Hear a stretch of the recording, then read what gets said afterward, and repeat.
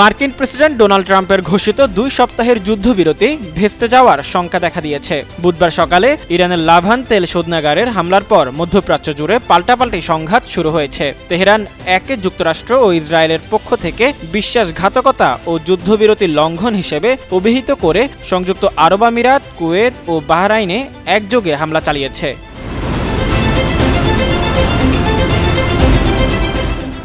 ইরানের জাতীয় তেল কোম্পানি নিশ্চিত করেছে যে বুধবার স্থানীয় সময় সকাল 10টায় লাভান দ্বীপের তেল শোধনাগারে বেশ কয়েকটি শক্তিশালী বিস্ফোরণ ঘটে। হামলায় শোধনাগারটিতে ভয়াবহ অগ্নিকাণ্ডের সৃষ্টি হলেও সময়মতো কর্মীদের সরিয়ে নেওয়ায় কোনো প্রাণহানি ঘটেনি। ইরান সরাসরি এই হামলার জন্য যুক্তরাষ্ট্র ও ইসরায়েলকে দায়ী করেছে। লাভান দ্বীপে হামলার মাত্র 1 ঘণ্টার ব্যবধানে ইরান মধ্যপ্রাচ্যে আবারও হামলা শুরু করে। আইআরজিসি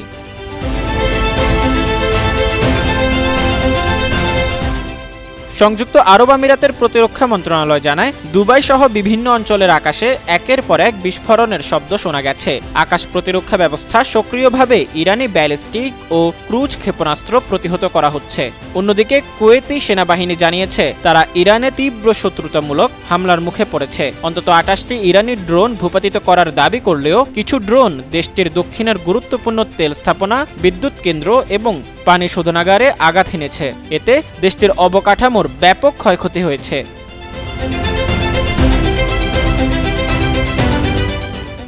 গত 28 ফেব্রুয়ারি থেকে শুরু হওয়া এই যুদ্ধে ইরানকে গড়িয়ে দেওয়ার হুমকি দিয়েছেন মার্কিন প্রেসিডেন্ট ডোনাল্ড ট্রাম্প। উত্তেজনার মধ্যেই পাকিস্তানের মধ্যস্থতায় 10 এপ্রিল ইসলামাবাদে যে শান্তি আলোচনার কথা ছিল, বুধবারের এই ভয়াবহ সংঘাতের পর তা এখন চরম অনিশ্চয়তার মুখে। ইরানের রাষ্ট্রীয় টেলিভিশন স্পষ্ট করে জানিয়েছে, তাদের তেল স্থাপনায় বোমা হামলার পাল্টা জবাব দিতেই তারা আরব আমিরাত ও কুয়েতে এই অভিযান চালিয়েছে।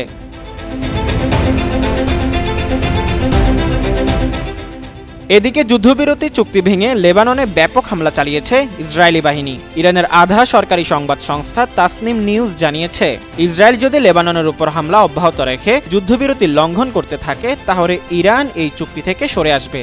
মধ্যপ্রাচ্য ভিত্তিক গবেষণা প্রতিষ্ঠান centre for middle east strategic স্টাডিজের জ্যেষ্ঠ গবেষক আবাস আসলানি বলেন, ইরানের প্রধান শর্তগুলোর একটি ছিল লেবানন সহ সব ফ্রন্টে যুদ্ধ বন্ধ করা, কিন্তু চুক্তি উপেক্ষা করে হামলা পরিস্থিতি আলোচনা প্রক্রিয়াকে ব্যাহত করতে পারে।